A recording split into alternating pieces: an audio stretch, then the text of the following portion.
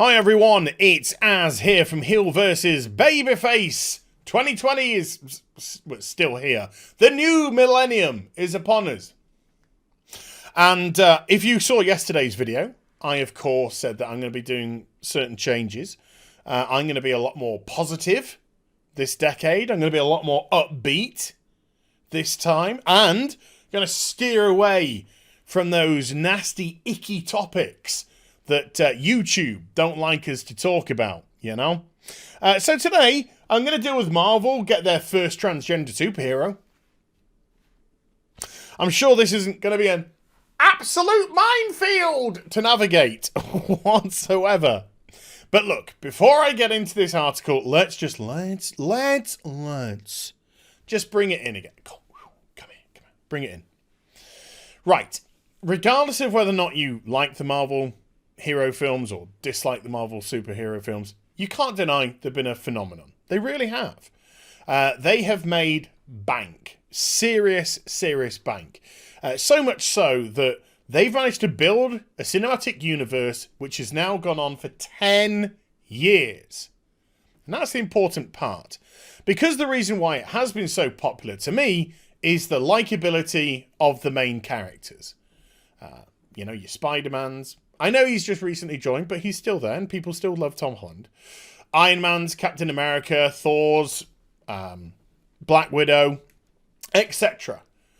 People love these characters, and they've seen them for the last 10 years on screen. And we've grown up with these characters, and we've empathized, we've laughed, we've cried, we've done all of the emotions. But these characters have become, you know, almost our friends, if you know what I mean. And that has, to me, has been the great success of the Marvel Cinematic Universe, has been the writing of these characters, their believability, their likability, the fact that you can empathize with them, the fact that they're not perfect, they have faults, they have problems, they seem very human to us. I don't think anyone, I think very few people are like, do you know why I like Iron Man? Why is that? Because he's straight. I don't think anyone's like that whatsoever. Nobody has gravitated towards these characters because of their orientations. They've gravitated towards them because of their personalities and the writing of these characters. Now, most of them have moved on. Some have passed on in the cinematic universe. And torches have been passed to other people for phase 4 of Marvel. And instead of, we are bringing this character and that character, and this is this wonderful universe here, and this is this special power here, and this is what they can... No. We get this. This is how they're going to sell the next breed of superhero phase 4 at Marvel. And this is the trap, right? Because I don't think Marvel are going to treat these characters any differently when it comes to the actual films themselves. Nor should they. And they're not going to get any preferential treatment, special behaviour, snowflakism. I don't think they're going to get any of that. I think Marvel are too smart. I do. I think Kevin Feige is too smart for that. I think that they're going to be just written like the Marvel formula for the last 10 years. The trap, no pun intended, but since it's a joke, it's a joke. The trap, of course, is that it's going to be everything surrounding these characters in the public eye that is going to cause all the furore, all the identity politicking, all the journos are going to be like, oh my god, it's amazing, we got a first-sees on the screensies. And that is potentially going to put people off. Why? Because these people aren't going to watch a superhero film to have identity politics thrown at them. Do you know what they want to see? And what they would probably see if they went just a fun popcorn movie. But when you start getting to the point Now, where we are getting this level, you fear, or you would be forgiven for fearing, that they might start to drag this thing in. One of the, I think, mitigated failures of The Last Jedi was the identity politics thrown in to that film. Finn played second fiddle to Rose, the worst Star Wars character ever created. Poe was left out of the loop for no reason as to what was going on by Admiral Hodor. By the way, her plan was shit, and she got everyone killed. And then she decided to kill herself, because she didn't want to face the music, I suppose. Luke was cucked by Rey. Rey cucks everyone. And so you had this film where all the male characters were just useless participants. They were just tools to be thrown around. And in this Marvel universe, I'm not saying gender-wise, but now we're talking orientation-wise. They're going to potentially snowflake. They're going to potentially browbeat, speak down, talk down, condescend. Nobody wants that in their film. Nobody. Well, apart from crazy weirdos. People who want to spend $20 going to see a movie, buying some popcorn, buying a drink. They want to have some fun. They just want to sit down and switch off from reality, from life. They want to be entertained for the 2 hours or so that they're there. They want to forget about the bills. They want to forget about the fact that they're arguing with the missus. The fact that the mortgage is due and they're working out how to pay it because, work's a bit tight.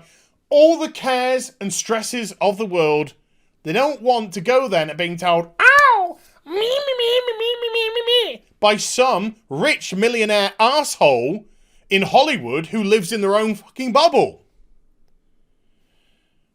But when you listen to what's been said here, you just groan. That's what you do. Here we go.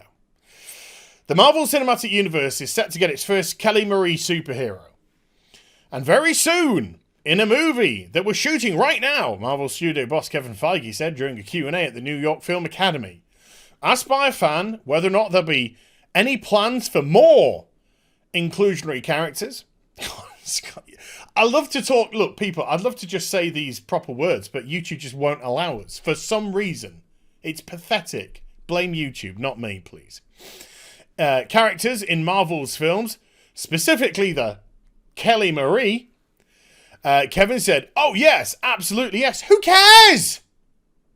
Who cares? That doesn't define them. That doesn't define them.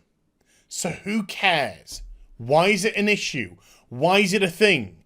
We don't have these meetings for, hi, are there any plans to have any straight white males in your upcoming films? Oh my God, no! We don't have any of that. So why this nonsense? Oh, there is a diverse character, ergo I must immediately just relate to them. That's not how it works. That's weird, folks. I know Marvel Comics is into segregation. I know that that's their big thing right now. I know that their big thing right now is getting in people who hate comics and just want to virtue signal so that they can bounce off into Hollywood to make films for themselves while ruining an industry that they give no shits about. I know that's Marvel Comics thing right now, but we don't need to have it in the movies as well. We don't need to have that sort of gubbins in the movies. This is irrelevant. What matters with that character is not their orientation, it's who they are as a person. Why they're a hero. What makes them heroic? Are they, how can we relate to them? What are their pros? What are their cons? How, as just a viewer, are we going to relate to this character? And you don't just relate to somebody because of their sexuality, for God's sake. Now, I'm not trying to dismiss having diverse characters or ethnicities or genders, etc. in these universes. Because like I said, there are so many people, so many heroes now, it would be almost mathematically impossible not to have them there. But stop using that as a signal. Duh. I mean, that's the way that you have to describe it. As a signal to push stuff. It's pathetic. I mean, actually pathetic. So we go on and it talks about, yes, we're going to have this, we're going to have a L, we're going to have a G, we're going to have a P, we're going to have a Q, we're going to have pluses, we're going to have some XYs as well. Whatever. If this is the way that you want to market Phase 4, then you're just going to alienate people. And those people aren't bad people. And those people aren't, although they will be victimized in journalist articles as being ists and isms, they're not. They're regular people that want to go to the cinema and have some fun. They don't want to go to the cinema and see some small pocket of Hollywood that is so up its own arsehole and in its own bubble preaching to people. I'll link the article in the description box so you can go and read it for yourself, so I don't have to read this chat out for you. But I know this is nothing. When I say this is nothing new, this is creeping more and more into films and TV series and stuff like this nowadays. And the fact of the matter is, all you're doing is pushing people away. Pushing people away because when people go to see fantasy, they want fantasy. They want adventure. They want fun. They want thrills.